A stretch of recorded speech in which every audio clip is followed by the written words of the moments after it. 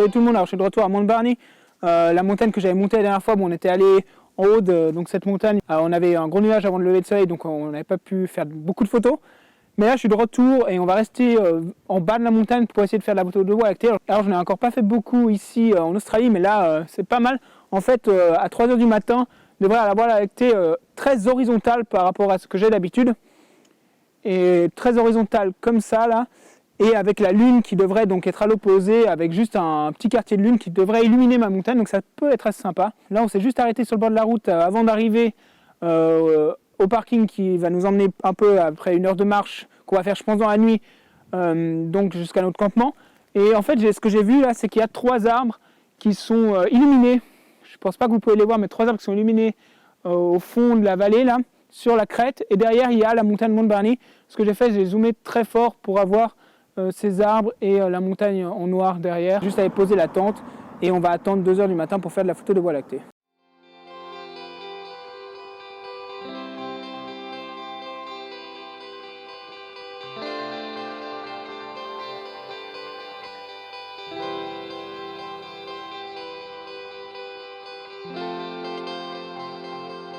Voilà, on est au lever de soleil le jour d'après. Vous pouvez un peu voir l'endroit où on a campé. Vraiment un endroit superbe. Et on a passé toute la nuit à faire des photos d'étoiles. Au début, je vous expliquerai un peu après, mais la Voie lactée était par là-bas et ensuite elle est descendue juste entre les 2 montagnes ici. C'était vraiment sympa. Je vous expliquerai ça un peu après. Donc là, pour le lever de soleil, ce que j'attends, je suis en format vertical. Là, j'essaie d'utiliser toutes ces crêtes qui amènent à la montagne, qui elle se met dans les nuages. Maintenant j'ai juste à attendre que la lumière arrive sur mes nuages. Je crois que ça commence gentiment, qu'elle touche les sommets de mes nuages et ça fera une photo assez sympa. Pour ça, je suis à f11, ISO 100 sur trépied et puis j'ai utilisé un filtre gradué pour assombrir un peu ce nuage. Bon, j'ai remarqué après 5 minutes que mes filtres n'étaient pas bien lavés, c'est ce qui faisait que j'avais des taches un peu, donc j'ai enlevé tous mes filtres et j'ai braquetté finalement. Je me suis concentré sur cette montagne, donc Mount Barney, avec le nuage en haut et la crête qui amène et la crête qui fait une belle ligne directrice pour amener la montagne. Mais j'ai aussi tenté de faire un panorama sur l'ensemble comme ça jusqu'à cette montagne là en fait. On verra un peu ce qu'est le mieux, qu'est-ce qui donne, est-ce que le panorama sera bien réussi.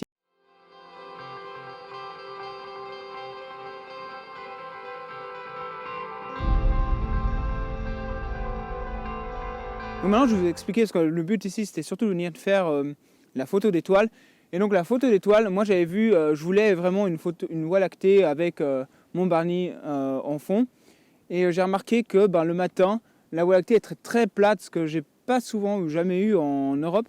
Une Voie lactée vraiment très horizontale et que le centre de la Voie lactée se trouvait entre ces 2 montagnes. C'est tombé assez juste entre la réalité et donc ce que j'avais planifié avec l'application.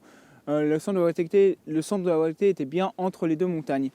Ce qui était dur, c'est que la lune s'est levée très tard et moi je voulais absolument avoir la lumière de la lune sur les pâturages et sur les champs, là, sur la forêt et sur la montagne. Parce que sinon, lors de la Voie lactée, j'avais une photo toute noire et en fait, ça s'est joué à 1 heure.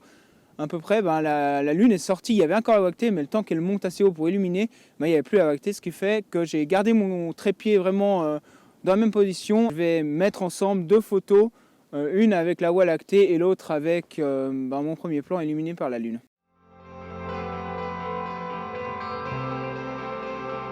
Et donc sinon on a fait quelques autres photos de Voie lactée.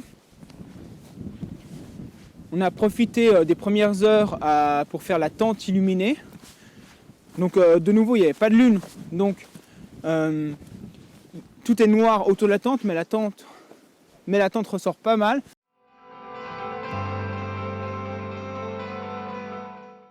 Mais surtout au début de la soirée, la Voie lactée était vraiment assez verticale. Et elle est passée par là-bas. Et donc j'ai utilisé ce bel arbre. Accolé à ce rocher pour faire une photo de Voie lactée. Avec la Voie lactée derrière. J'ai légèrement illuminé l'arbre avec une lampe torche. Quand j'illumine comme ça un arbre avec une lampe torche, je le fais vraiment une demi-seconde. De toute façon, c'est pas naturel de voir l'arbre sortir comme ça, mais je veux vraiment pas que ce soit trop pas naturel, c'est ça. Et qu'on ait cet arbre tout blanc sous la Voie lactée. Donc je vais vous montrer ce que ça donne. Donc ça c'est principalement les 3 photos qui vont sortir de ce photo shooting. Donc la tente, la vallée et cet arbre. Et donc cet arbre, je m'en suis rapproché très proche pour avoir une belle contre-plongée sur l'arbre et la Voie lactée en arrière-plan. Et j'ai fait gaffe à bien pas couper les 2 côtés de mon arbre. Et puis c'est tout.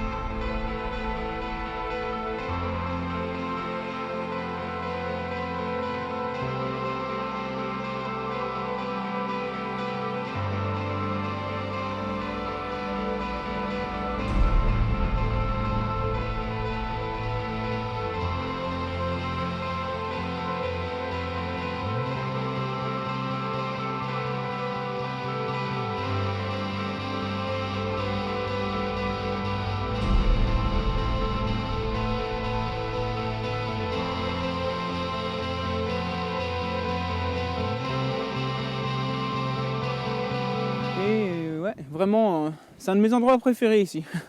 J'aime la montagne et ça me manque un peu. Et là, je suis content de retrouver quelques sommets un peu plus haut, quoi. Et je suis aussi content de ne pas être monté tout en haut du sommet aujourd'hui parce que, vous voyez, il y a plein de nuages et la dernière fois, ça m'a déjà fait le coup et j'étais là-haut et j'ai rien eu comme vue. Donc là, c'était vraiment un endroit sympa à venir. J'espère que cette petite sortie vous a plu et ça reconfirme encore que moi, je trouve vraiment l'application en Planit vraiment parfaite pour planifier mes sorties de Voie lactée. Ça marche vraiment du tonnerre. Et ciao!